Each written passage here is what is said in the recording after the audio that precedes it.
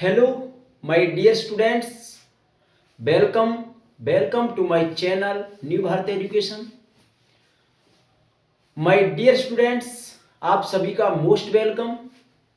दोस्तों, आज हम स्टार्ट करने जा रहे हैं पार्ट चैप्टर नंबर 3 धातु व अधातु, जिसमें ऑलरेडी हम धातु अधातुओं के गुणधर्म,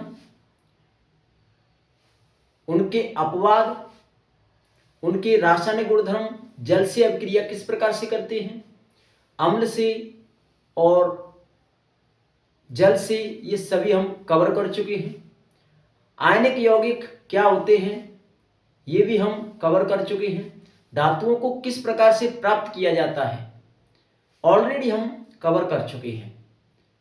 तो दोस्तों, ज़्यादा समय ना लेते हुए आज हम स्टार्ट करने जा रहे हैं आयनिक यौगिकों के गुणधर्म। पूरा फोकस और पूरे जोश के साथ आप इस लेक्चर को देखें, जिससे आपके मार्क्स एग्जाम में बेटर आए। तो ज़्यादा समय ना लेते हुए आइए देखते हैं कि आयनिक यौगिकों के गुणधर्म क्या होते हैं। तो आयनिक यौगिकों के गुणधर्म, सबसे पहला जो गुणधर्म है वो है भौतिक प्रकृति। धन व ऋण आयनों के बीच प्रबल आकर्षण होने के कारण ये ठोस व कठोर होते हैं और इनकी प्रकृति भंगुर होती है। ठीक है, कैसी प्रकृति होती है? भंगुर। भंगुर किसे कहते हैं? भंगुर का अर्थ होता है टुकड़ों में टूट जाना। क्या ये मारकर टुकड़ों में टूट सकता है? जी नहीं।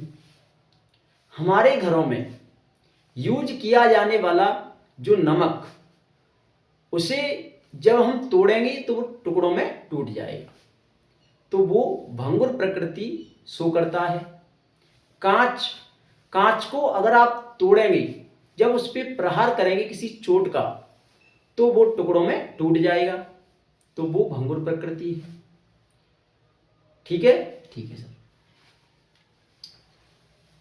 गलनांक व क्वथनांक, देखिए मैंने आपको इससे पहले जो पार्ट 3 पढ़ाया था उसमें ये बताया था कि आयनिक यौगिक किस प्रकार से बनते हैं। आयनिक यौगिक इलेक्ट्रॉन के आदान प्रदान से बनते हैं। आयनिक यौगिकों के बीच इलेक्ट्रॉन का आदान प्रदान होता है और आयनिक यौगिक धातु और अधातु से निर्मित किए जाते हैं। तो प्रबल, इनके बीच मजबूत अंतर आयनिक आकर्षण बल होने के कारण गलनांक व क्वथनांक, मजबूत अंतर आयनिक आकर्षण बल के कारण इनके गलनांक व क्वथनांक उच्च होते हैं। गलनांक का क्या अर्थ है? गलनांक का अर्थ है कि कोई भी पदार्थ, कोई भी एलिमेंट किस टेम्परेचर पर उबल रहा है, किस टेम्परेचर पर वो क्या हो रहा है? उबल रहा है, उसे हम कहते हैं क्वथनांक। लोहा, स्टील, तांबा, ये सभी धातुएं हैं। ठीक है, तो और इनको जब हम ऊष्मा देंगे तो मजबूत बल होने के कारण इनको अत्यधिक मात्रा में ऊष्मा देनी पड़ती है, जिस वजह से इनका जो क्वथनांक होता है वो बहुत ही उच्च होता है। इसी प्रकार से आयनिक यौगिक होते हैं। आयनिक यौगिकों के बीच प्रबल आकर्षण बल होता है, जिस वजह से इनको अत्यधिक मात्रा में ऊष्मा देनी पड़ती है और ऊष्मा देने के कारण इनके जो गलनांक व क्वथनांक होते हैं वो कैसे होते हैं? उच्च होते हैं। सर, अगर घुलनशीलता की बात करें, नेक्स्ट गुण क्या है? घुलनशीलता। आयनिक यौगिक ध्रुवीय विलायकों में घुलनशील होते हैं, जबकि अध्रुवीय विलायकों में अघुलनशील होते हैं। आइए समझते हैं कि ध्रुवीय विलायक क्या होते हैं और अध्रुवीय विलायक क्या होते हैं। आइए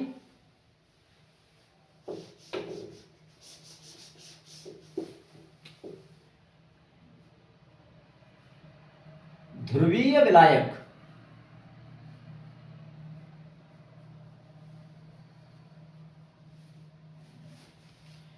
ऐसे विलायक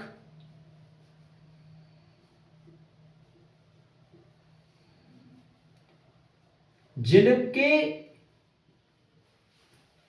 परमाणुओं के मध्य, जिनके परमाणुओं के मध्य, ऐसे विलायक जिनके परमाणुओं के मध्य इलेक्ट्रॉन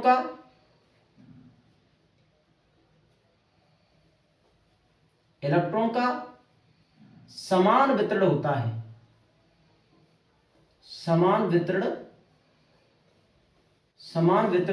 होता है।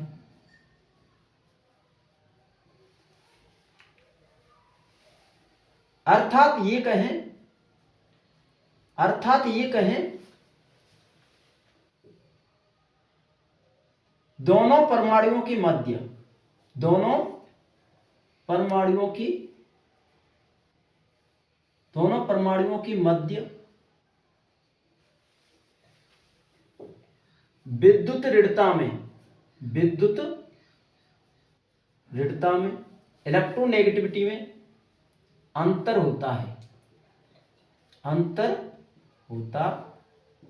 देखिए ऐसे विलायक जिनके परमाणुओं के मध्य इलेक्ट्रॉन का जो वितरण होगा, जो डिस्ट्रीब्यूशन होगा, वो असमान होगा।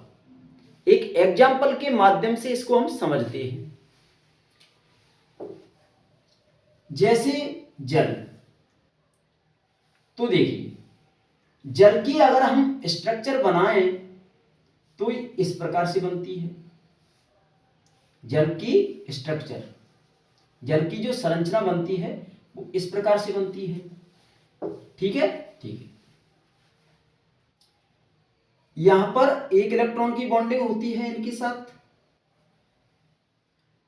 और ऑक्सीजन के पास होते हैं 6 इलेक्ट्रॉन।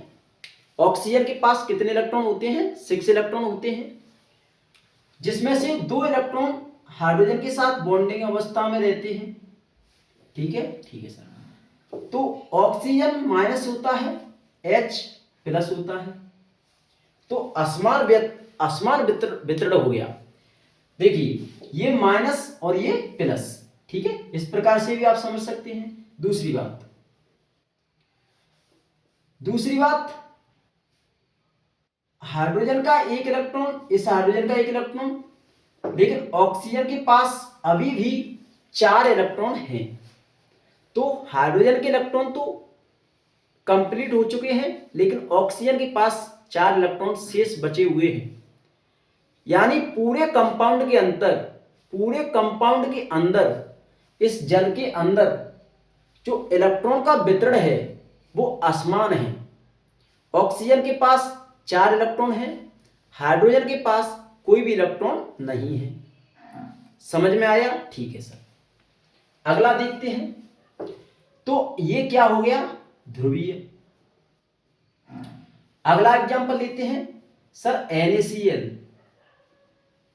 देखिए Na सोडियम के पास एक इलेक्ट्रॉन होता है इस प्रकार से। क्या दिख रहा है यहां तक? यहां तक क्लियर दिख रहा है क्या? ठीक है सर। अगला देखते हैं NaCl। सोडियम के पास एक इलेक्ट्रॉन होता है इस प्रकार से। क्लोरीन के पास कितने इलेक्ट्रॉन होते हैं? 7, इस तरह से, इसका एक इलेक्ट्रॉन। तो इस कंपाउंड के पास क्लोरीन के पास 6 इलेक्ट्रॉन बचते हैं, शेष बचते हैं, और सोडियम के पास कोई इलेक्ट्रॉन नहीं है। इलेक्ट्रॉन का जो वितरण है वो असमान है। तो ये भी कैसा हो गया? ध्रुवीय। तो जल ध्रुवीय और सोडियम क्लोराइड भी क्या हो गया? ध्रुवीय। तो ध्रुवीय। ठीक है। तो ऐसे विलायक जिनके परमाणुओं के मध्य इलेक्ट्रॉन का समान वितरण, ध्रुवीय विलायक ध्रुवीय विलायक, आयनिक यौगिक ध्रुवीय विलायक में घुलनशील होते हैं, जबकि अध्रुवीय, अब देखते हैं अध्रुवीय क्या है। देखिए इधर समझते हैं,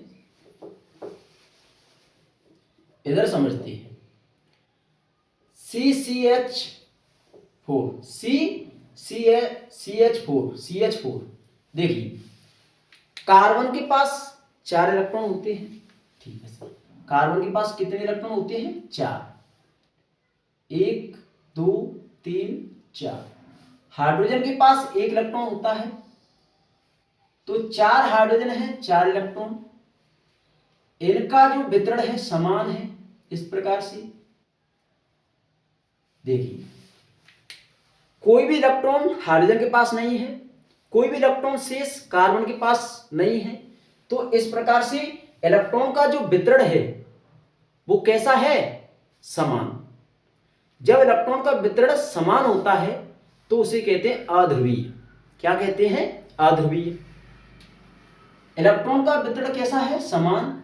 कार्बन का 1 इलेक्ट्रॉन इस हाइड्रोजन के 1 इलेक्ट्रॉन के साथ शेयर हो गया, कार्बन का 1 इलेक्ट्रॉन इस हाइड्रोजन के साथ शेयर हो गया, कार्बन के पास कोई इलेक्ट्रॉन नहीं है, समान रूप से कार्बन के इलेक्ट्रॉन वितरित हो गए और ये बन गया अध्रुवीय।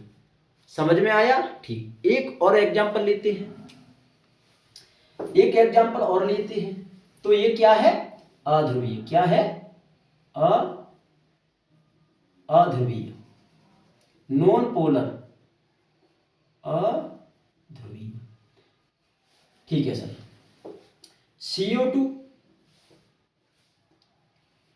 CO2 की संरचना किस प्रकार से होती है? इस प्रकार। ठीक है, ठीक है सर। कार्बन के 4 इलेक्ट्रॉन,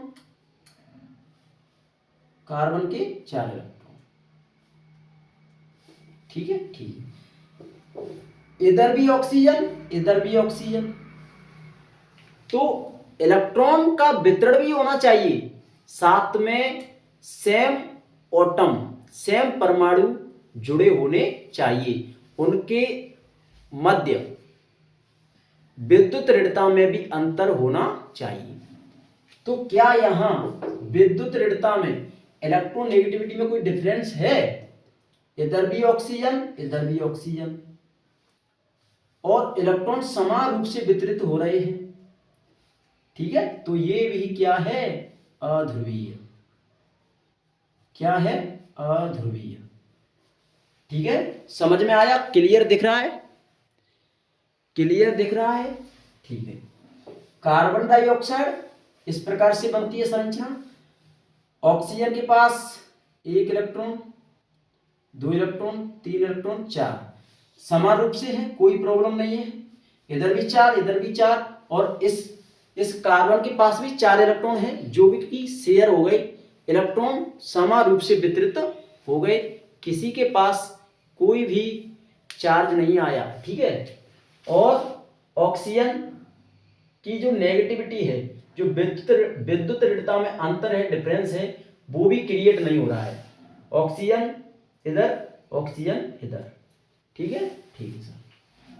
एक और देखते हैं, क्या लें बताइए, क्या लें सर? NH3 बताइए, ध्रुवीय है या अध्रुवीय? ध्रुवीय किसे कहेंगे? नोट करेंगे, ऐसे विलायक जिनके परमाणुओं के मध्य इलेक्ट्रॉनों का समान वितरण होता है।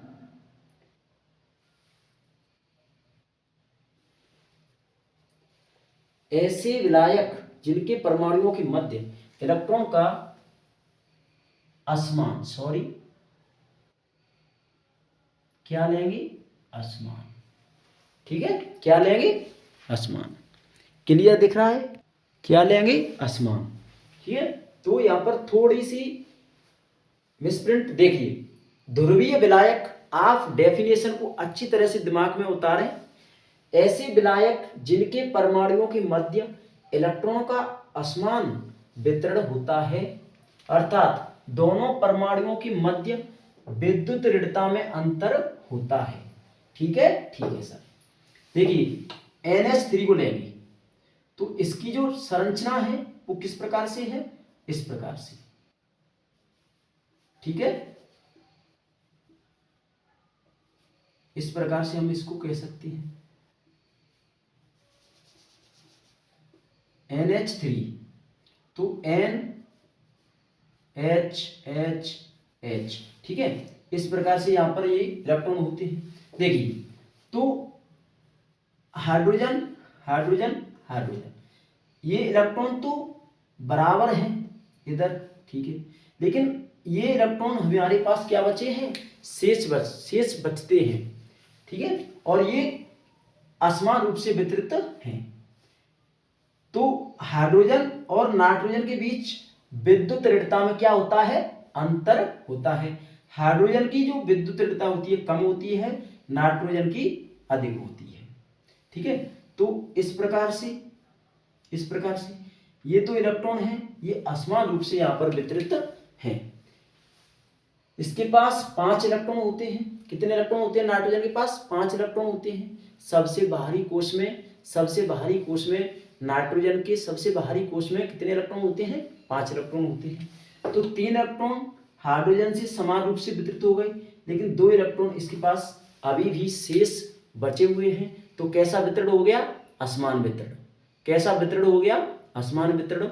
इस प्रकार से ये भी एक अध्रुवीय ये भी एक ध्रुवीय विलायक है।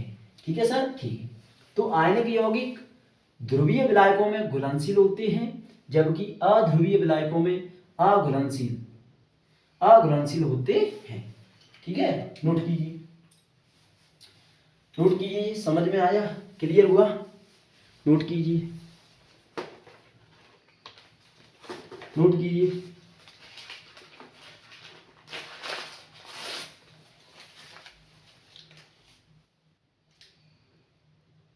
ठीक है, नोट कीजिए। आगे चलते हैं, अभी और स्पष्ट कर देंगे। ठीक है, चलिए आगे चलते हैं।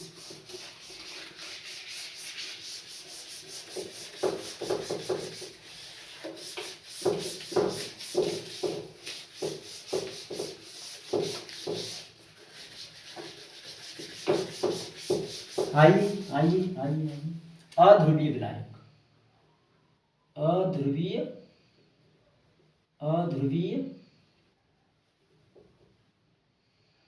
अध्रुवीय विलायक, अध्रुवीय विलायक लिखेंगे।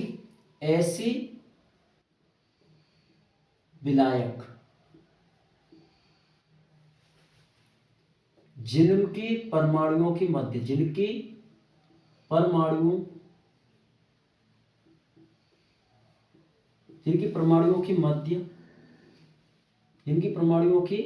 मध्य इलेक्ट्रॉन का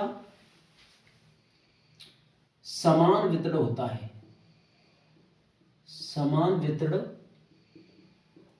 होता है, ठीक है। जैसे CCl4 CH3 CH4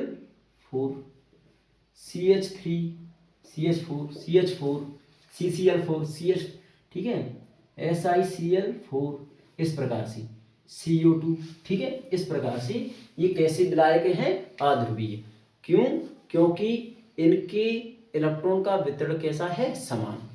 कैसे सर, ऐसे कार्बन क्लोरीन और क्लोरीन, ठीक है। क्लोरीन, कार्बन के सभी इलेक्ट्रॉन क्लोरीन के साथ इक्वली समान रूप से वितरित हो गए, कोई भी इलेक्ट्रॉन शेष नहीं बचा।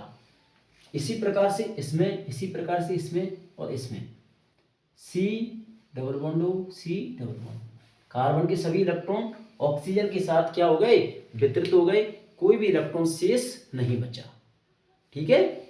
इस प्रकार से भी हम बोल सकते हैं। तो देखिए, और यहां पर कोई भी अंतर नहीं है, देखिए, क्योंकि सभी परमाणु कैसे हैं, समान हैं। क्लोरीन सभी कैसे हैं, समान हैं, जिस वजह से इसका जो इलेक्ट्रोनेगेटिविटी है क्लोरीन का, सभी इलेक्ट्रोनेगेटिविटी में कोई डिफरेंस नहीं क्रिएट हो रहा है। इस प्रकार से भी हम बोल सकते हैं। ठीक है, ठीक है सर। चलिए आगे चलते हैं। और अगला गुण है, क्लियर हुआ, क्लियर हुआ, नोट कर लीजिए। ठीक है, ठीक है। चलिए, और अगला गुण है हमारा, फोर्थ गुण है चालकता। आयनिक यौगिकों के गुणधर्म में हमारा अगला गुण है चालकता। ठीक है, तो लिखेंगे आयनिक यौगिक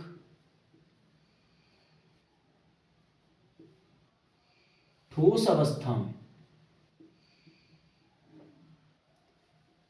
आयनिक यौगिक ठोस अवस्था में विद्युत का चालन नहीं करते, नहीं करते। देखिए, काफी बार क्वेश्चन आपसे पूछा जाता है कि आयनिक यौगिक ठोस अवस्था में विद्युत का चालन नहीं करते हैं, जबकि द्रव अवस्था में या गलित अवस्था में विद्युत का चालन करते हैं, क्यों? इसका रीजन क्या है? ठीक है, तो डायरेक्ट हम यहीं से स्टार्ट कर रहे हैं।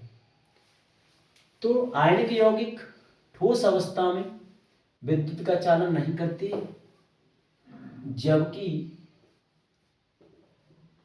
गलित अवस्था में करते हैं, जबकि गलित अवस्था में करते हैं, क्योंकि देखिए, क्योंकि गलित अवस्था में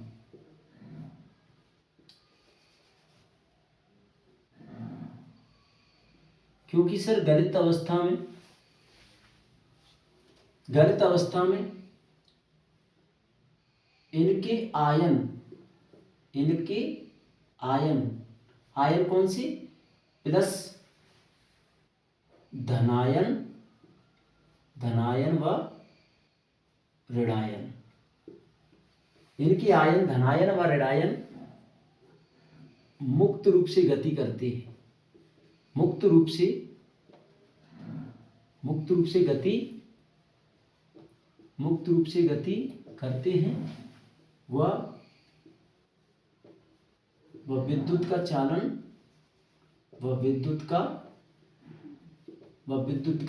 करते हैं। ठीक है, देखिए होता क्या है, जैसे ही हम आयनिक यौगिकों को गलित अवस्था में लाएंगे, उनके अंदर जल डाला जाएगा, तो उनके जो आयन हैं उनको ऊर्जा मिलने के कारण वो आयन फ्री हो जाते हैं, मुक्त हो जाते हैं। कैसे हो जाते हैं? मुक्त हो जाते हैं जब गलित अवस्था में करते हैं, क्योंकि गलित अवस्था में इनके आयन मुक्त रूप से गति करते हैं, वह विद्युत का चालन करते हैं। ठीक है, तो मुक्त आयन ये क्या हो जाते हैं? मुक्त रूप से गति करते हैं, वह विद्युत का चालन करते हैं, क्योंकि ऊष्मा के कारण ये गति करते हैं। ठीक है, गति करते हैं, जबकि ठोस अवस्था में गति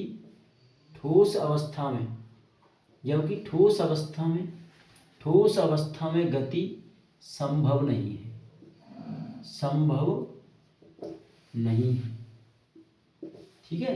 तो देखिए, जब NaCl होता है ना, हम इसको किस में डालेंगे सर?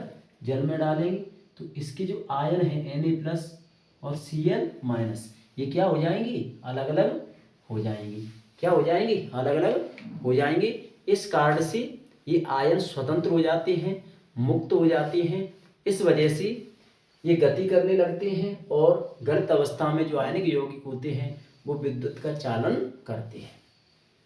ठीक है, यहाँ तक क्लियर है? ठीक है, नोट कर लीजिए। ठोस अवस्था में जुड़े हुए होते हैं, आयन स्वतंत्र नहीं होते, गति नहीं करते हैं। ठोस अवस्था में गति संभव नहीं है, इस कारण से ये ठोस अवस्था में विद्युत का चालन नहीं करते हैं। ठीक है,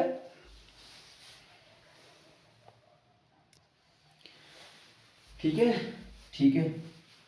चलिए आ जाइए आगे चलते हैं, आ जाइए आगे चलते हैं और हम इसको रब करते हैं। चलिए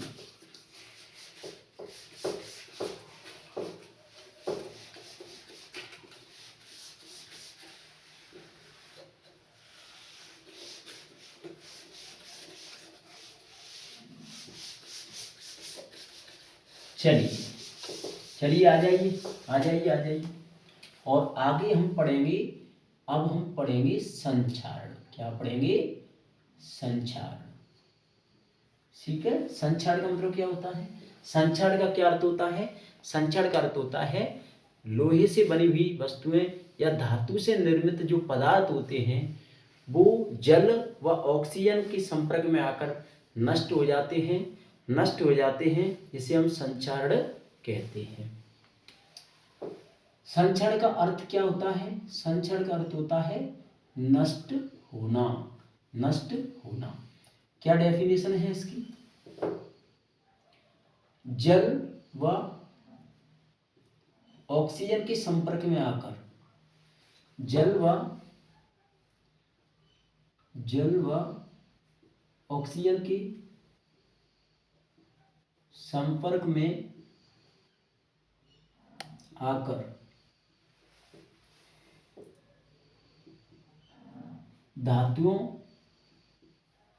धातुओं का नष्ट होना,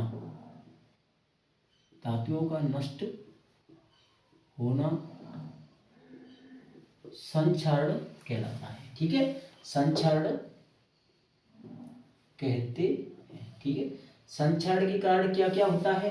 संचरण के कारण क्या क्या होता है आपसे एग्जाम में डायरेक्ट पूछा जाता है और आप इन पॉइंट को अच्छी तरह से नोट करते हुए चलेंगे। ठीक है, पहला पॉइंट क्या है? सिल्वर धातु, सिल्वर धातु एजी, एजी, एजी, एजी, सिल्वर धातु एजी वायु के संपर्क में,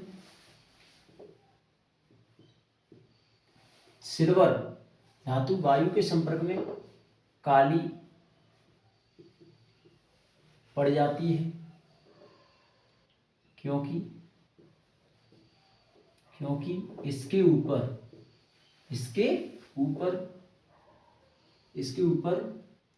silver sulphide, silver sulphide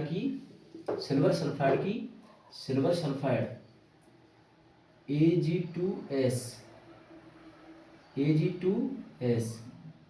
silver sulphide की परत जम जाती है। ठीक है, जम जाती है। दूसरा पॉइंट क्या है? कॉपर धातु आर्द्र CO2 से क्रिया करके हरा पदार्थ, हरी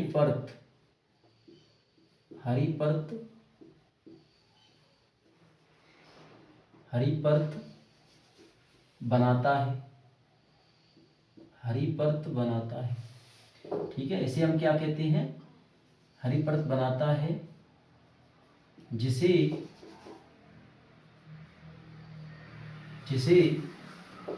कॉपर कार्बोनेट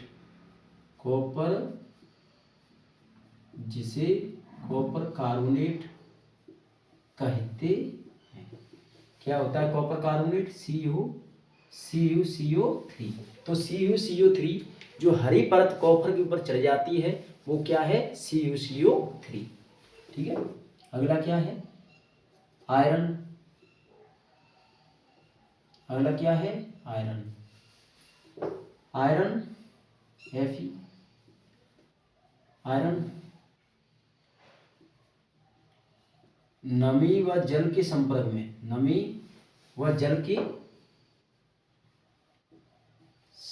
में आकर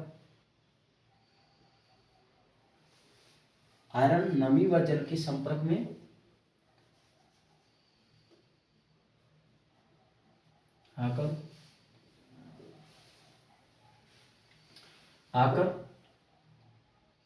Fe2O3 भूरा रंग, कैसे रंग की होती है? भूरे रंग की, जिसे हम क्या कहते हैं? जंग। आयरन नमी व जल के संपर्क में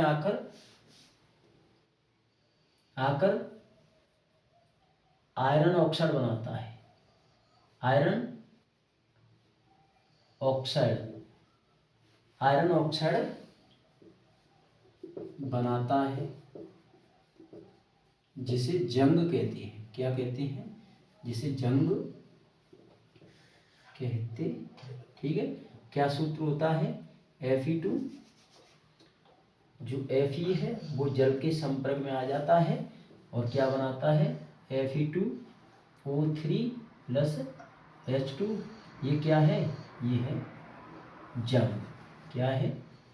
जंग। और कैसी होती है? भूरी। ठीक है, भूरे रंग की, भूरे रंग। ठीक है, ठीक है, नोट कीजिए भाई। ठीक है, ठीक है, ठीक है। तो और आज के लिए इतना ही काफ़ी है, और अच्छी तरह से हम समझते हुए चलेंगे। और ज़्यादा लॉन्ग वीडियो बच्चे देख नहीं पाते हैं और उनको प्रॉब्लम रहती है ज़्यादा लॉन्ग वीडियो में, तो हम शॉर्ट चल रहे हैं और अपना 30 मिनट या 35 मिनट ही काफ़ी है, जिससे बच्चों को भी अच्छी तरह से और समझ में आएगा और आराम से वो देख सकते हैं। ठीक है, कोई प्रॉब्लम नहीं है। और कल मिलते हैं, और कल हम इस चैप्टर को हम क्या करेंगे? फिनिश करेंगे। ठीक है, तो उम्मीद करता हूँ आपकी समझ में आया होगा।